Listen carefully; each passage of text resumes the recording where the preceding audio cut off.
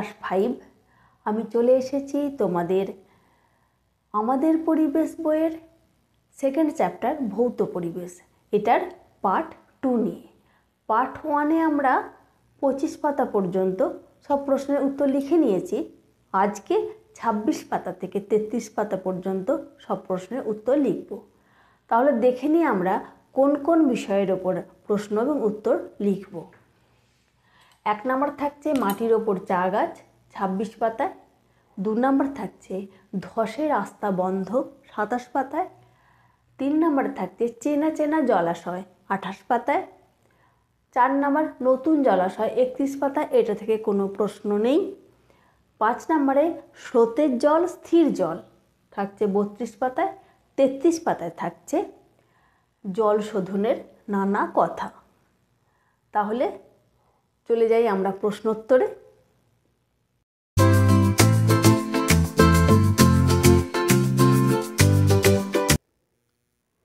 Page number 26, মাটির ওপর চা গাছ।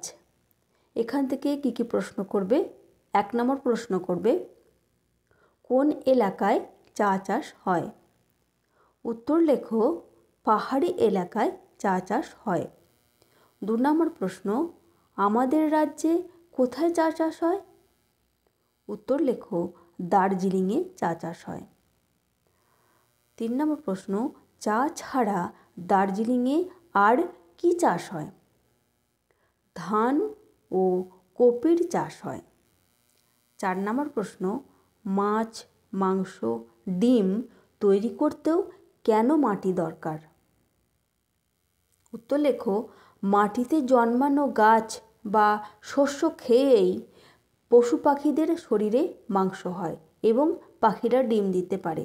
আর পুকুরও মাটির ওপরে থাকে এবং পুকুরের মাটি থেকে বিভিন্ন মাছ তাদের খাবার পেয়ে থাকে, তাই মাছ, মাংস, ডিম তৈরি করতেও মাটি দরকার। 5 নম্বর প্রশ্ন পাথরের ভিতরের মাটি আসে কোথা থেকে? উত্তর লেখো বড় গাছের শিকড় পাথরের ফাঁকে মাটিতে ঢুকে, কখনো বা পাথর ফাটিয়েও মাটিতে ঢুকে যায়। তাছাড়া ভূমিকম্প, সূর্যের তাপে, প্রচণ্ড বৃষ্টিতে পাথর ফেটে গুঁড়ো হয়ে যায়। এই গুঁড়োগুলো বিভিন্ন পদার্থের সঙ্গে হাজার হাজার বছর ধরে মিশে মাটি তৈরি হয়। 6 নম্বর প্রশ্ন কোন কোন উদ্ভিদ মাটি তৈরিতে ভূমিকা নেয়? উত্তর লেখো মস, ফার্ন মাটি তৈরিতে ভূমিকা নেয়। 7 নম্বর প্রশ্ন ধান বা শাকসবজি চাষে কত ফুট গভীর মাটি লাগে? উত্তর লেখো 1 থেকে 1.5 ফুট গভীর মাটি লাগে। 8 নম্বর প্রশ্ন পাহাড়ের ঢালে ধাপ কেটে কেন চাষবাস করা হয়? উত্তর লেখো পাহাড় খাড়া হয় বলে সমতলের মতো ছড়ানো চাষের জমি পাওয়া যায় না, তাই পাহাড়ের ঢালে ধাপ বা সিঁড়ির মতো জায়গা তৈরি করে ছোট জমি তৈরি করে তাতে চাষবাস করা হয়। 9 নম্বর প্রশ্ন পাহাড়ের মাটি বৃষ্টিতে ধুয়ে এসে কোথায় জমা হয়? জমা হয় সমতলে। পেজ নাম্বার 27, ধসে রাস্তা বন্ধ। এখান থেকে 1 নম্বর প্রশ্ন লেখো ধস কাকে বলে? উত্তর লেখো পাহাড়ের ঢাল বরাবর পাথরের চাঁই, শিলাচূর্ণ, মৃত্তিকা ও অন্যান্য আলগা পদার্থ যখন মাধ্যাকর্ষণ শক্তির টানে হঠাৎ নিচে নেমে আসে তখন তাকে ধস বলে। 2 নম্বর প্রশ্ন পাহাড়ে কি হলে ধস নামে? উত্তর লেখো পাহাড়ে খুব বৃষ্টি বা ভূমিকম্প হলে। 3 নম্বর প্রশ্ন লেখো ভূমিক্ষয় বলতে কী বোঝো? উত্তর লেখো বৃষ্টিপাত বা কোনো কিছুর আঘাতে মাটির সরে যাওয়াকে বলে ভূমিক্ষয়।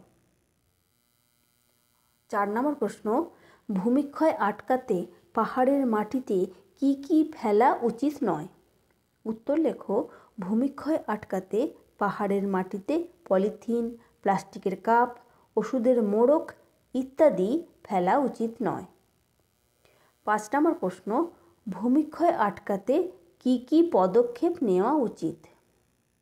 উত্তর লেখো, ভূমিক্ষয় আটকাতে সব জায়গায় বিশেষত পাহাড়ের ঢালে বেশি করে গাছ লাগানো উচিত। 2 নাম্বার, যেখানে সেখানে প্লাস্টিকের কাপ, ওষুধের মোড়ক ইত্যাদি না ফেলে নির্দিষ্ট জায়গায় ফেলা উচিত। 3 নাম্বার, অরণ্যকে বাঁচানো উচিত। 4 নাম্বার, পাহাড়ের ঢালে খুব বেশি পশুচারণ বন্ধ করা উচিত। পেজ নাম্বার 28, চেনা চেনা জলাশয়। 6 নম্বর প্রশ্ন লেখো, সহজ পাঠে প্রথম ভাগে আমরা কোন জলাশয়ের নাম পড়েছি? উত্তর লেখো, আমরা মতি বিলের নাম পড়েছি। 7 নম্বর প্রশ্ন, নাম তার মতি বিল বহুদূর জল কবিতাটি কার লেখা? কবিগুরু রবীন্দ্রনাথ ঠাকুরের লেখা।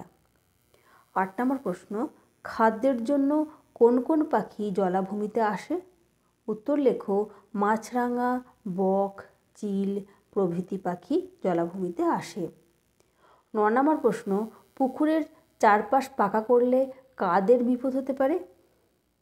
পুকুরের চারপাশ পাকা করলে কচ্ছপ ও ব্যাঙের মতো জীবের বিপদ হতে পারে।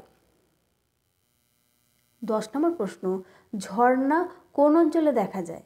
উত্তর লেখো, পাহাড়ি অঞ্চলে। 11 নম্বর প্রশ্ন, পাহাড়ের ছোট ছোট ঝর্ণাকে কি বলে? পাহাড়ের ছোট ছোট ঝর্ণাকে ঝোড়া বলে। বাঁওড় কি? উত্তর লেখো, নদীর বাঁকে নদী থেকে খানিকটা অংশ আলাদা হয়ে যে বদ্ধ জলাশয় পরিণত হয় তাকে বলছে বাঁওড়। 13 নম্বর প্রশ্ন, নয়াঞ্জলি কি? উত্তর লেখো, মাটি কেটে তৈরি করা রাস্তা, বাঁধের পাশে যে সরু একটানা লম্বা জলাশয় তৈরি হয় তাকে নয়াঞ্জলি বলে। এবার পেজ নাম্বার 32, স্রোতের জল স্থির জল। 14 নম্বর প্রশ্ন, পাহাড়ি অঞ্চলের বেশিরভাগ জলাশয়ে স্রোত বেশি কেন? উত্তর লেখো, পাহাড়ি অঞ্চল বেশি উঁচু নিচু বলে উঁচু জায়গা থেকে নিচু জায়গায় জল খুব তাড়াতাড়ি গড়িয়ে যায়, তাই পাহাড়ি অঞ্চলের জলাশয়গুলিতে স্রোত বেশি। 15 নম্বর প্রশ্ন, বাতাসের অক্সিজেন কিভাবে জলের নোংরা কমায়? উত্তর লেখো, জলাশয়ের উপর দিয়ে বাতাস বইলে বাতাসের অক্সিজেন জলে গুলে যায়, এরপর অক্সিজেন জলের নোংরাগুলির সঙ্গে রাসায়নিক বিক্রিয়া করে এবং সেগুলিকে ভেঙে দেয়। এভাবে জলের নোংরা কমে। 16 নম্বর প্রশ্ন, একটি রাসায়নিক বিক্রিয়ার উদাহরণ দাও।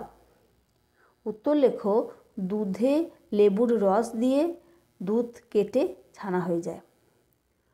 দুধে লেবুর রস দিলে দুধ কেটে ছানা হয়ে যায় আর দুধ আর হয় না। এটি একটি রাসায়নিক বিক্রিয়া। 17 নম্বর প্রশ্ন, কাপড়ে দাগ লাগলে কিভাবে তুলবে? কাপড়ে দাগ লাগলে লেবুর রস দিয়ে তুলব। জল শোধনের নানা কথা। 18 নম্বর প্রশ্ন, প্রাকৃতিক পদ্ধতিতে জল শোধনে কোন গ্যাস ভূমিকা নেয়? উত্তর লেখো, অক্সিজেন গ্যাস। 19 নম্বর প্রশ্ন, জল শোধনের জন্য কয়টি পদ্ধতি গৃহীত হয় ও কি কি? জল শোধনের জন্য 2টি পদ্ধতি গৃহীত হয়, প্রাকৃতিক পদ্ধতি ও রাসায়নিক পদ্ধতি। 20 নম্বর প্রশ্ন, এমন একটা কাজের নাম করো যা থেকে জল দূষণ হয়।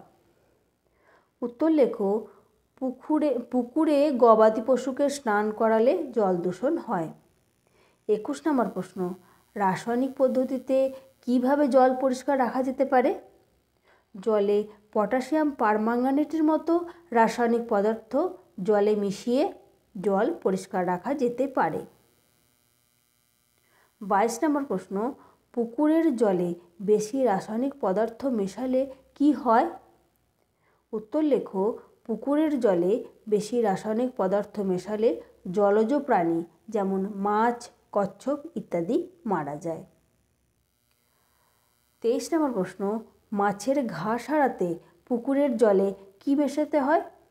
উত্তর লেখো পটাশিয়াম পারম্যাঙ্গানেট। আজ এই পর্যন্তই। দেখা হচ্ছে পরের দিন পার্ট 3-তে। Thank you.